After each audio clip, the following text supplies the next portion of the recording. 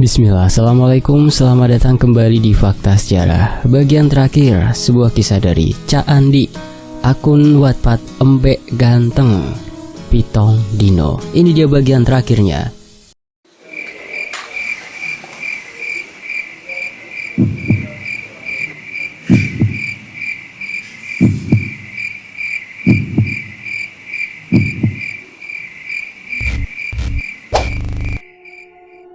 Setelah itu, Ibu Rendra lalu diangkat oleh suaminya ke kamarnya. Setelah itu juga dia diberikan minuman hangat untuk menenangkan dirinya. Ayah Rendra kemudian memiliki inisiatif meminta sebuah rajah pada kiai untuk membentengi rumahnya supaya tidak dimasuki makhluk astral lainnya. Namun, yang namanya pagar seperti itu, kalau yang di dalam belum dikeluarkan, maka yang di dalam akan terperangkap, tidak bisa keluar. Begitu sebaliknya, yang di luar tidak bisa masuk ke dalam.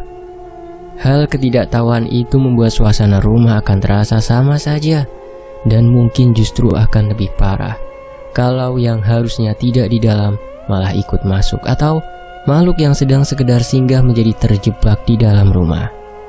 Setelah mendapat raja yang diinginkan, Ayah Rendra mendapat 4 buah raja yang harus dipasangnya di setiap sudut rumah, ujung ke ujung membentuk persegi.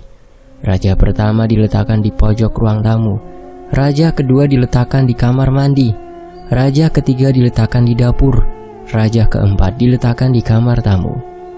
Setelah memasang semua raja yang dia dapatkan, kebetulan juga saat itu siang hari, di mana waktunya untuk makan siang. Ayah Rendra membawakan makanan yang sudah disiapkan oleh istrinya untuk dibawa kepada Rendra. Saat berada di depan kamar Rendra, Ayah Rendra mendengar suara orang yang sedang marah-marah dari dalam kamar Rendra. Suara omelan terdengar sangat jelas. Beberapa benda juga terdengar dibanting di dalam kamarnya Rendra. Hal itu menjadi aneh, karena selama Rendra dalam kondisi seperti itu, dirinya diikat di setiap ujung tempat tidur dan diberi pampers untuk buang air jika tidak ditunggui, karena keadaannya semakin linglung dan kurus, dan nafsu makannya juga berkurang drastis. Bagi Ayah Rendra, hal itu mustahil jika suara itu berasal dari Rendra. Dan yang jelas, itu bukan omelan dari suara Rendra, melainkan suara wanita yang seperti yang dia dengar saat ada Pak Mahfud kemarin. Suara yang sama. Karena penasaran, kemudian Ayah Rendra bergegas memasuki kamar Rendra itu. Dan saat dibuka, sama sekali tidak ia dapatkan ada orang lain yang berada di sana. Semua perabotan yang berada di kamar Rendra juga baik-baik saja. Tidak ada yang pecah atau rusak di sana. Semua masih dalam keadaan rapi. Yang ada hanya Rendra dengan tubuh kurusnya yang tergeletak lemas di atas tempat tidurnya, dengan kondisi kaki dan tangan terikat, karena orang tuanya takut dia akan mengamuk saat kembali kerasukan. Ayah Rendra kemudian menaruh makanannya di atas meja yang berada di samping tempat tidur Rendra. Melihat anaknya yang sedang tidur, dirinya merasa berat hati untuk membangunkannya. Namun, karena hari sudah siang dan sudah harus makan, makanya dia mau tidak mau harus membangunkan anaknya itu, supaya gizi tetap masuk pada tubuh anaknya itu. "Ren, bangun dulu, makan yuk, biar cepat sehat." Ayah Rendra kemudian membangunkan Rendra dengan perlahan. Hal itu direspon Rendra dengan membuka matanya. Rendra kemudian melihat ke sekelilingnya dan menunjukkan rasa sedih pada ayahnya, seolah meminta dirinya untuk dilepaskan dari ikatan itu. "Pak, lepasin Rendra. Rendra sudah tidak apa-apa kok, Pak," ucap memelas Rendra kepada ayahnya. "Enggak, Nak, nanti nunggu kamu benar-benar sehat. Makanya makan dulu ya, biar cepat sehat." Ayah Rendra kemudian mengambil sesuap nasi bersama dengan lauknya untuk disuapkan ke mulut Rendra. "Rendra udah sehat kok, Pak. Lihat ini, Rendra sehat kan?" Dengan muka pucatnya, Rendra memberi keyakinannya. "Enggak, Nak, nanti dulu. Belum saatnya. Udah yuk makan dulu. Ini biar Bapak suapin." Ayah Rendra masih enggan untuk melepas ikatan anaknya. Beberapa kali keinginannya untuk dilepaskan tali ditolak oleh ayahnya. Rendra kemudian berdiam diri sejenak. Baru kemudian, "Ayo makan dulu, ini bapak suapin." Buka mulutnya nak." Ayah Rendra menyodorkan sendok beserta isinya. "Ku bilang lepaskan ya lepaskan. Dasar manusia goblok. Aku susah bergerak. Cepat lepaskan aku." Tiba-tiba suara Rendra berubah kembali seperti saat kerasukan kemarin. Hal itu jelas membuat ayah Rendra semakin kuat untuk tidak melepaskan ikatan itu. Tubuh Rendra kembali meronta-ronta. Tubuhnya kembali dikuasai oleh makhluk yang diperkirakan mengikuti dirinya sejak saat pulang, dengan terus meronta, sekaligus terus mengeluarkan air mata dan terus memaki. Rendra bersuara. Wanita itu meminta untuk terus dilepaskan ikatannya. Wajah Rendra meminta saat itu terlihat sangat menakutkan. Ekspresi tersiksa, sedih dan marah terlihat dari wajahnya. Ayahnya merasa kebingungan dengan yang sedang terjadi saat itu. Sesekali Rendra tertawa dan terus memaki dan terus meminta dilepaskan. Senyuman mengerikan dengan mata melotot menambah dia semakin seram untuk dilihat, apalagi kulitnya yang pucat dan di sekitaran mata yang berwarna hitam membuatnya semakin lebih seram. Tubuh kurusnya saat meronta terdengar seperti badan yang mau patah. Suara tulang berbunyi saat dia meronta, dan hal yang tidak disangka adalah semakin lama dia memberontak, semakin kuat dia mengeluarkan tenaganya, hingga pada akhirnya saat dia meronta terdengar suara kayu krek-krek. Terdengar seperti salah satu sisi mau patah karena kekuatan Rendra yang semakin bertambah kuat. Karena mendengar suara kayu yang mulai akan patah, ayah Rendra meminta istrinya untuk segera memanggil tetangganya yang berprofesi dokter untuk kembali menyuntikkan bius atau memberikan obat penenang. Dan semoga saja dia berada di rumah karena ini adalah siang hari. Dan nasib masih baik, dokter itu baru saja ada perlu dan sedang ada di rumahnya. Lalu segera datang ke rumah Rendra untuk memberikan obat penenang pada Rendra saat itu. Ternyata dengan adanya 3 arwah wanita yang mengikuti Rendra hingga ke rumah, membuat daya tarik bagi makhluk lain untuk ikut mengunjungi rumah Rendra itu, seolah menjadi sebuah pusat perhatian baru bagi makhluk astral di sekitaran rumah Rendra. Kalau menurut Mbak Margono nih, ketiga arwah wanita itu menjadi primadona baru di kalangan makhluk astral di sekitar sana. Dan mungkin sosok lelaki yang dilihat oleh ibunya Rendra itu adalah salah satu makhluk yang kepincut dengan adanya sosok wanita baru di rumah Rendra. Sedangkan untuk kedua sosok wanita yang ditemui Bapak Rendra dan Novi, pacar Rendra, masih terus melakukan aktivitasnya di rumah Rendra. Seperti kadang hanya terduduk di kursi sambil menatap lurus ke depan dengan tatapan kosong. Kadang juga hanya berdiri tepat di depan tembok sambil menangis. Mungkin karena meratapi dirinya belum bisa bertemu dengan Rendra, karena masih ada sosok yang mendominasi di kamar Rendra. Atas keberadaan wanita itu, sepertinya bapak dan ibunya Rendra sudah sedikit terbiasa, walau kadang mereka merasa kaget jika malam hari tiba-tiba mereka menunjukkan keberadaannya di sana. Tapi karena mereka berdua yang berada di lantai bawah seperti sosok pengantin Jawa tanpa muka dan cewek berbaju kuning dengan wajah rusak itu tidak mengganggu, jadi sementara dibiarkan dahulu. Beberapa kali orang tua Rendra menelponku kembali dan mengirim pesan melalui handphone, tapi aku benar-benar belum bisa berkunjung ke rumah mereka. Ibu Rendra pernah meminta suaminya untuk memanggilkan kiai atau ustadz lagi. Namun karena kejadian yang dialami oleh Pak Mahfud kemarin, suaminya jadi sedikit trauma jika nantinya akan ada korban lagi dalam proses pembersihan rumah ini yang kalau dirasakan semakin lama semakin gelap setiap harinya. Hingga pernah suatu hari terjadi ada sosok atau makhluk lain kembali mencoba masuk ke dalam rumah mereka. Namun karena ada raja di dalam rumah mereka dan membentengi mereka untuk tidak masuk, maka kini beberapa kali saat malam hari datang, suasana di luar rumah terasa begitu ramai, seperti ada sekumpulan orang yang beraktivitas di luar rumah. Pada malam itu saat Novi selesai membilas tubuh Rendra dibantu oleh ibu Rendra karena baru saja kerasukan lagi, Novi beristirahat di ruang tengah sambil menyaksikan televisi.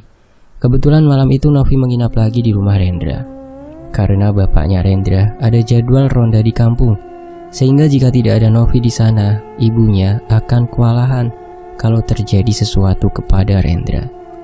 Saat Novi sedang menonton TV di ruang tengah, perasaan Novi awalnya biasa-biasa saja, hingga dia baru menyadari kalau ada satu jendela yang ternyata gordennya lupa ditutup, sehingga kita bisa dengan jelas melihat ke arah luar rumah dengan jelas. Novi mengetahui gorden jendela itu belum ditutup karena dirinya merasa seperti ada seseorang yang mengintip dari arah jendela itu. Padahal jam sudah menunjukkan pukul 11 malam, di mana seharusnya orang-orang sudah mulai tertidur atau setidaknya beristirahat dan berdiam diri di rumah. Awalnya dia enggan untuk segera menutup gorden jendela itu karena masih merasa lelah mengurusi Rendra tadi.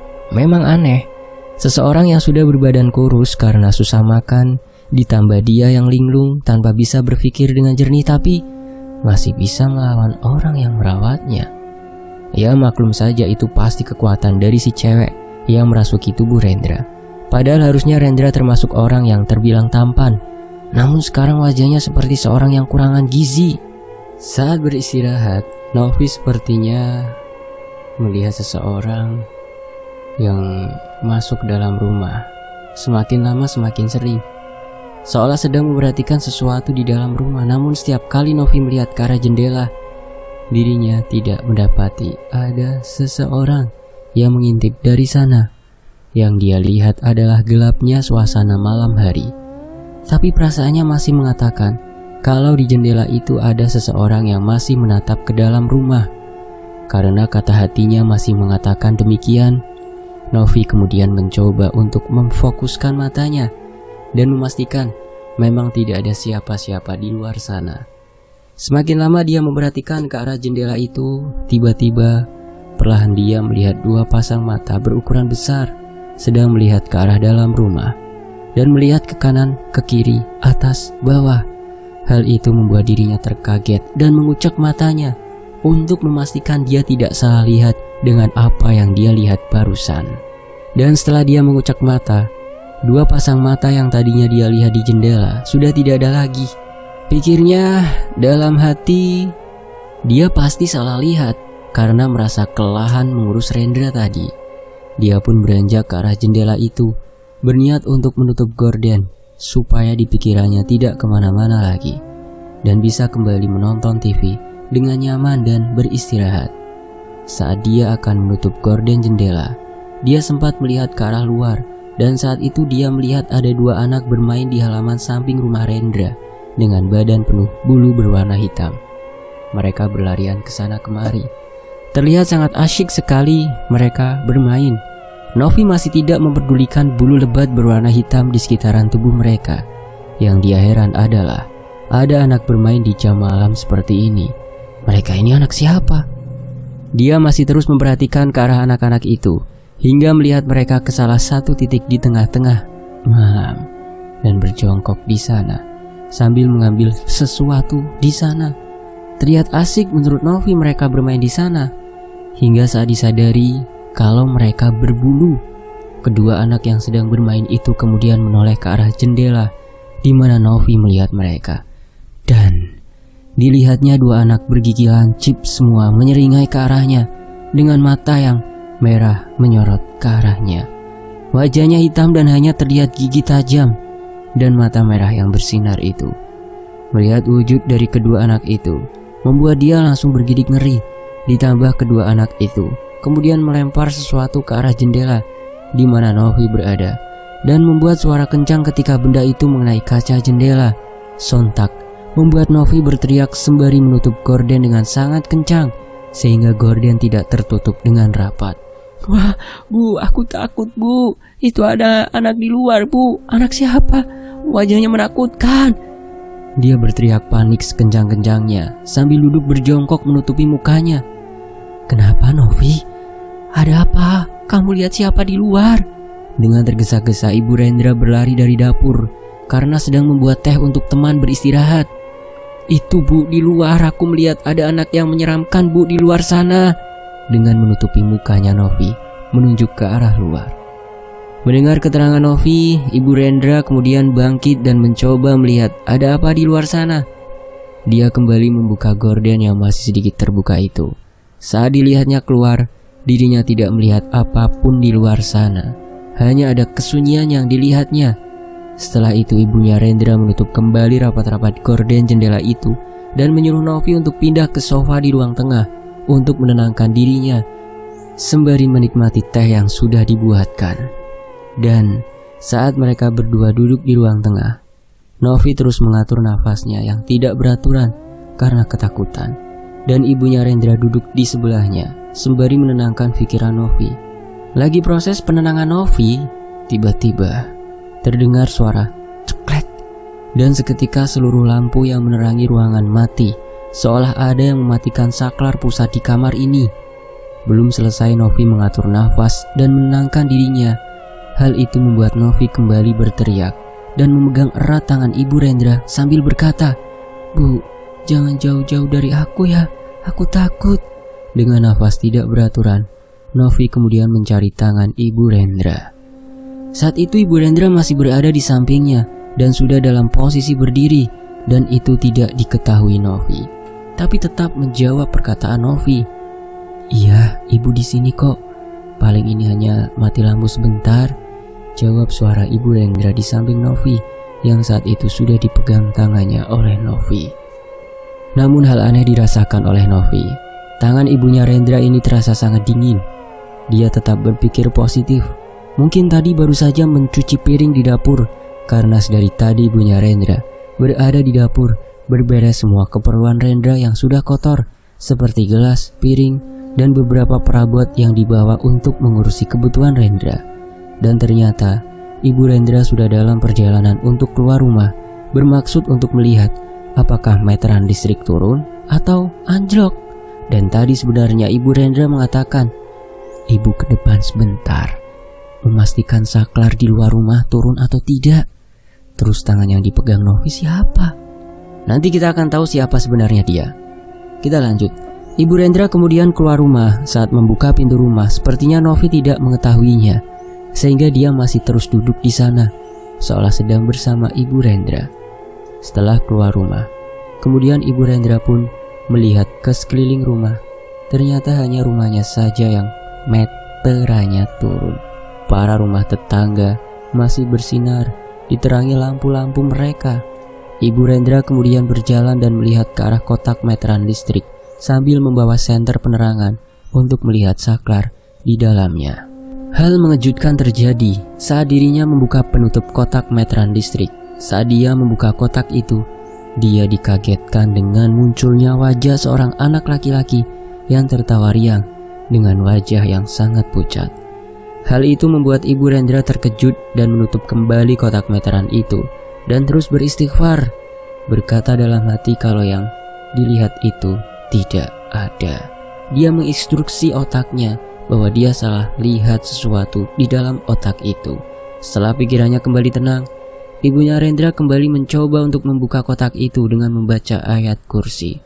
Dirinya kembali memberanikan membuka kotak meteran itu dan setelah dibuka, tidak ada apapun di dalam sana kecuali meteran yang saklarnya turun sesuai yang diperkirakannya.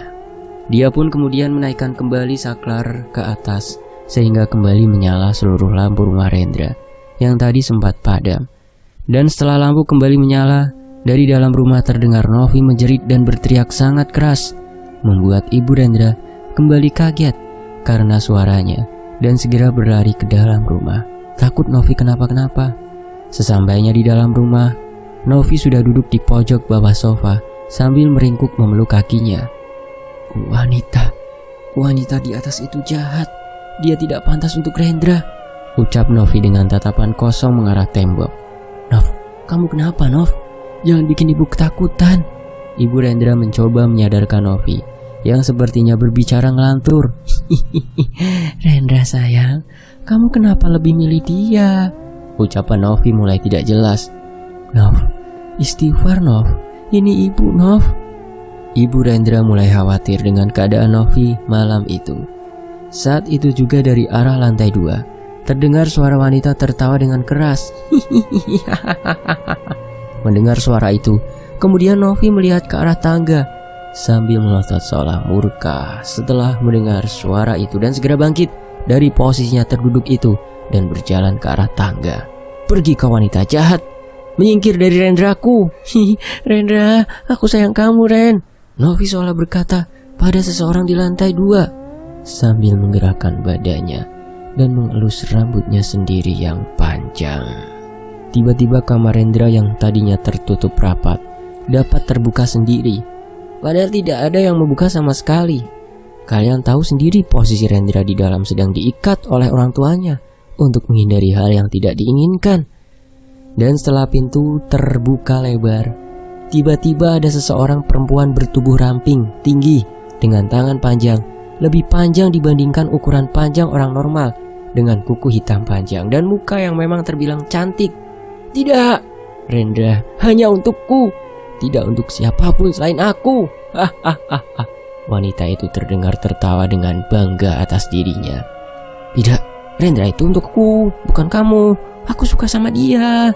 Dengan nada memelas dan menunduk, seolah dia akan menangis karena ucapan wanita itu tanpa berani melawan.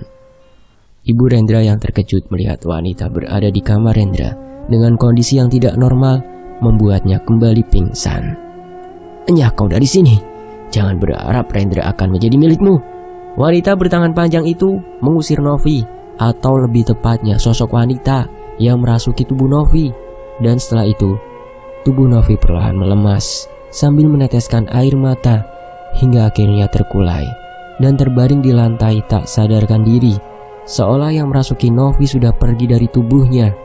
Wanita yang berada di depan kamar Rendra kemudian kembali masuk dan membanting pintu kamar cukup keras. Setelah kemunculan wanita yang berada di kamar Rendra, jelas itu bukanlah sosok sembarangan. Dia sangat mendominasi area di sekitaran rumah Rendra dengan banyaknya makhluk-makhluk baru yang berada di sekitar sana.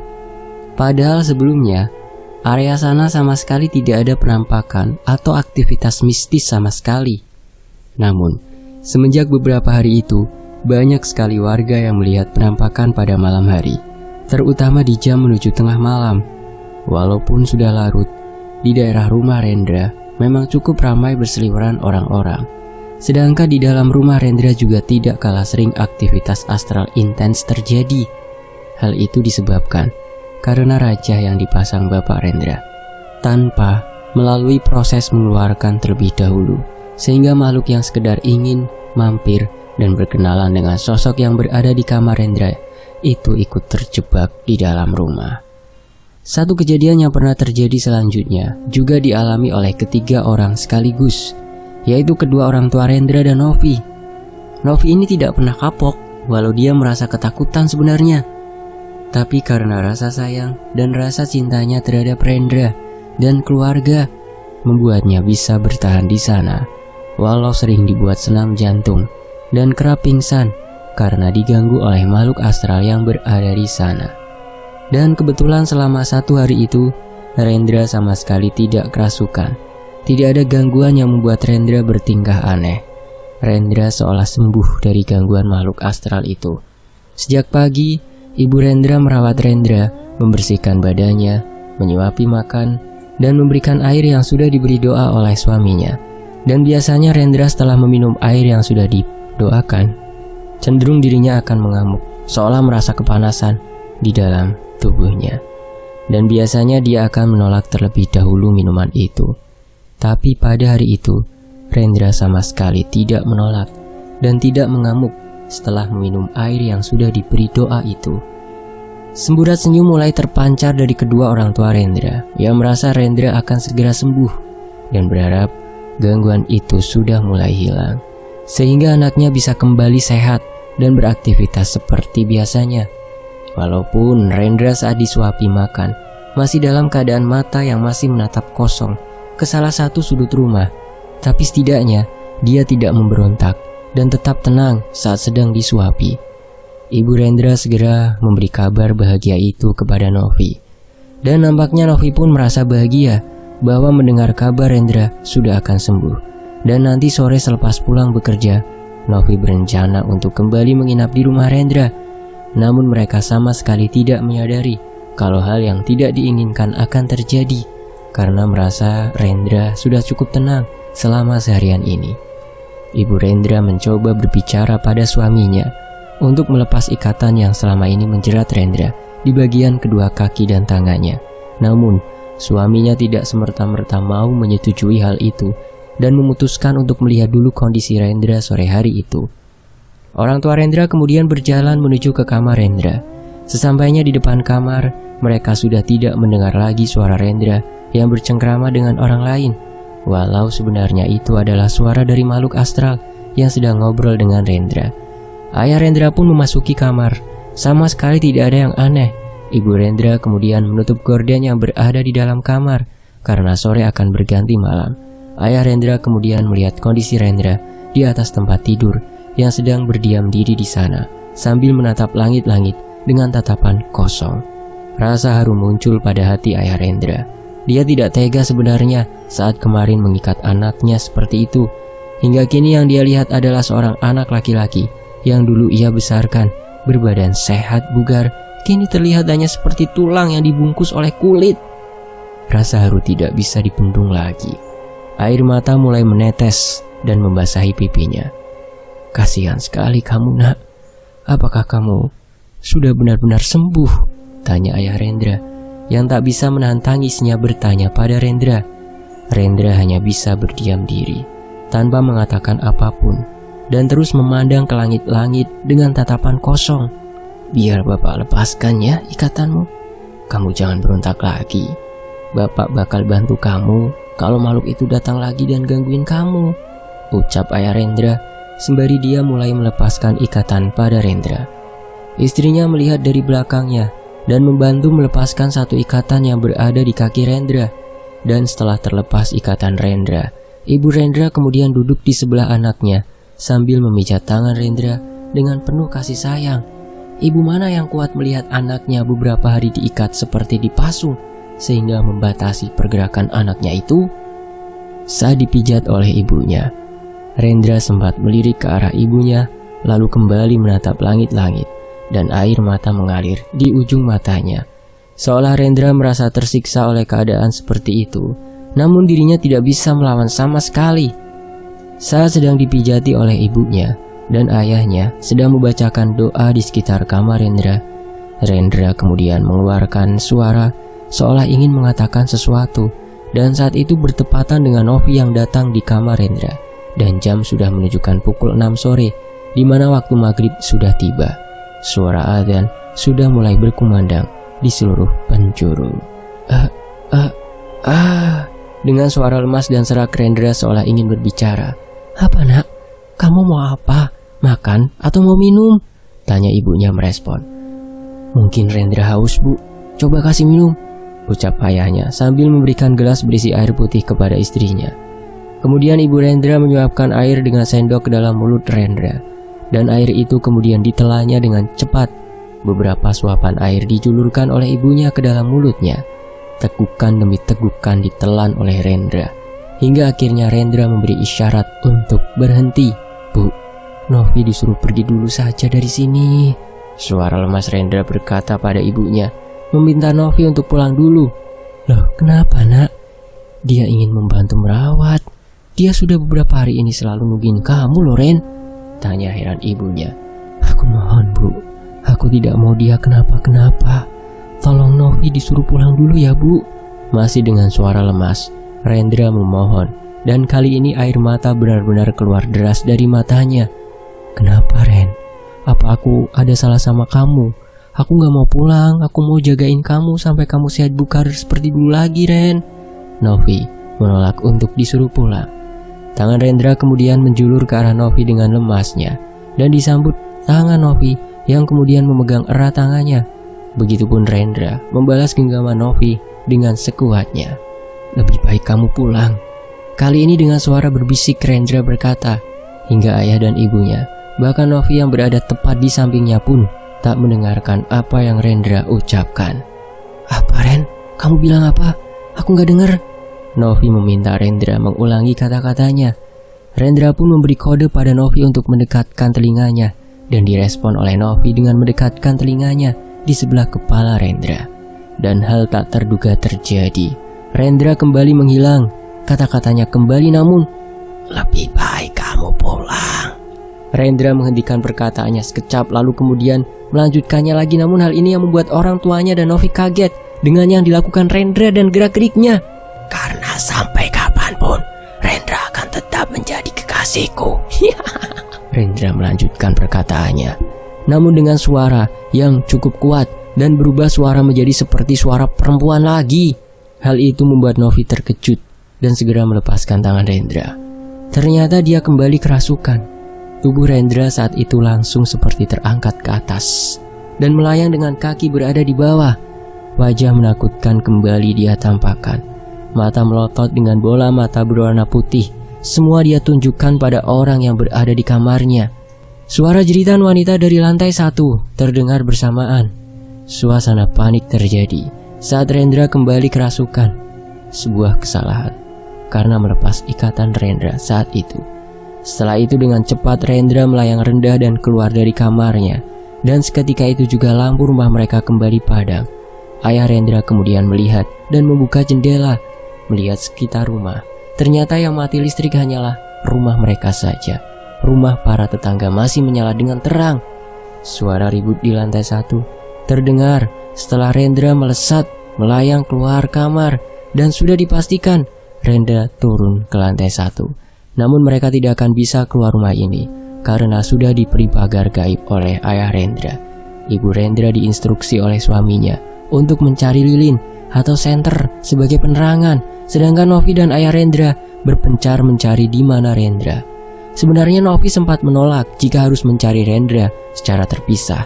Namun bagaimana lagi, supaya Rendra tidak terluka, maka dia harus ditemukan dengan cepat. Mereka semua pun kemudian berpencar turun ke bawah. Novi menerangi jalannya menggunakan sinar senter yang berada di handphonenya.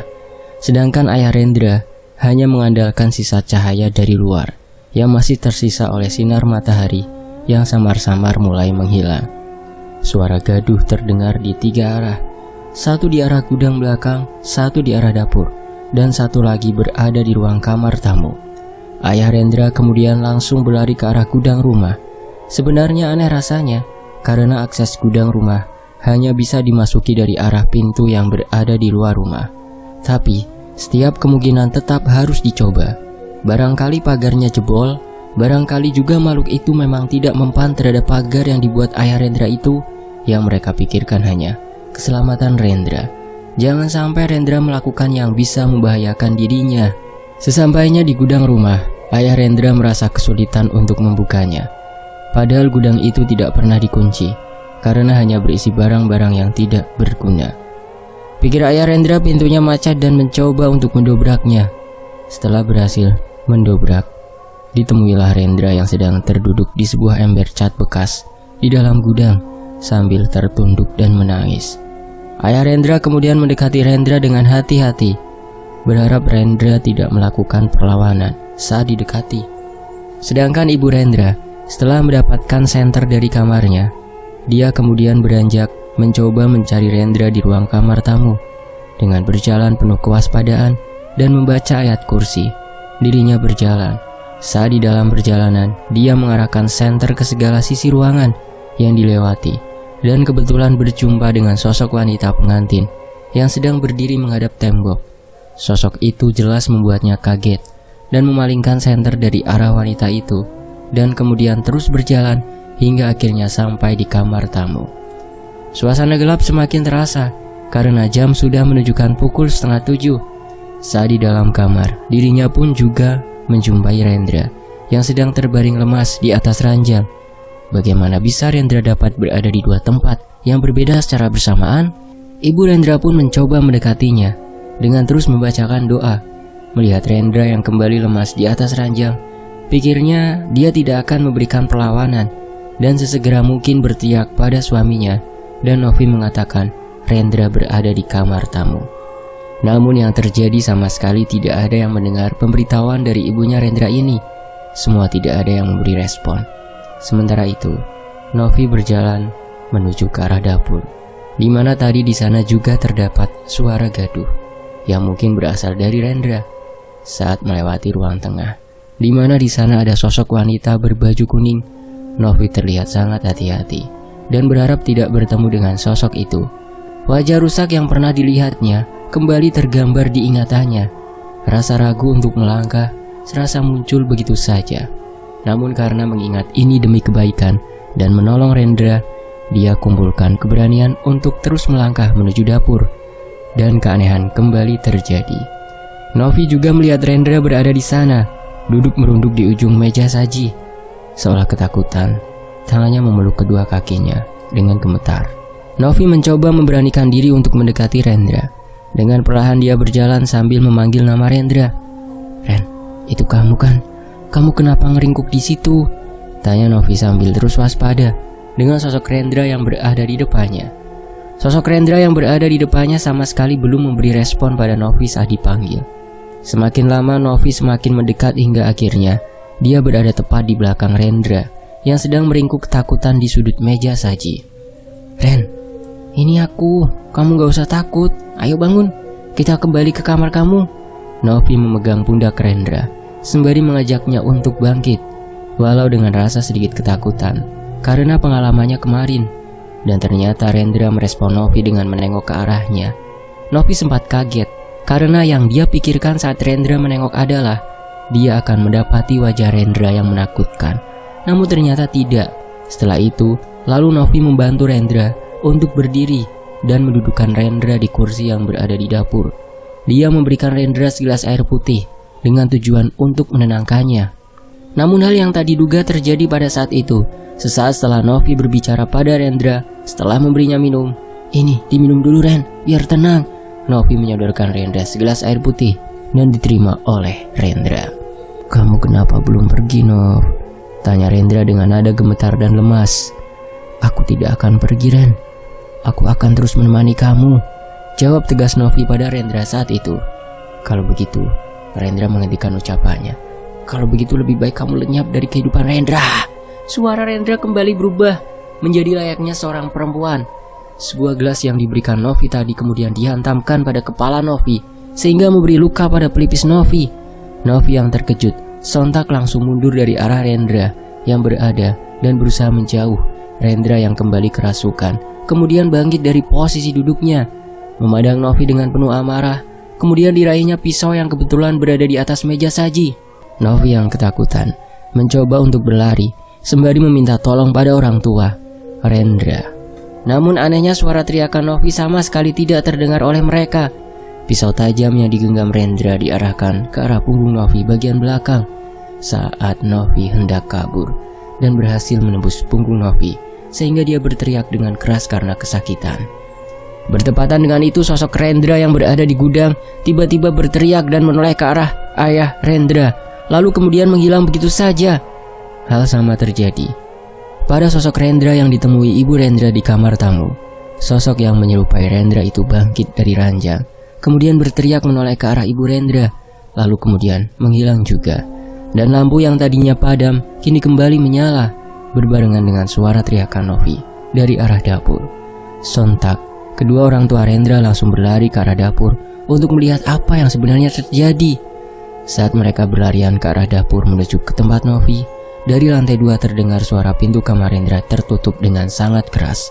Kedua orang tua Rendra menghiraukan suara itu dan bergegas ke arah Novi. Mendapati Novi telah tertusuk pisau. Kedua orang tua Rendra kemudian memanggil tetangga untuk meminta tolong membawa Novi ke rumah sakit. Bersambung. Nantikan kelanjutannya hanya di Fakta Sejarah. Terima kasih Mas Rian, terima kasih teman-teman yang sudah menyimak kisah ini di sini. Wassalamualaikum warahmatullahi wabarakatuh.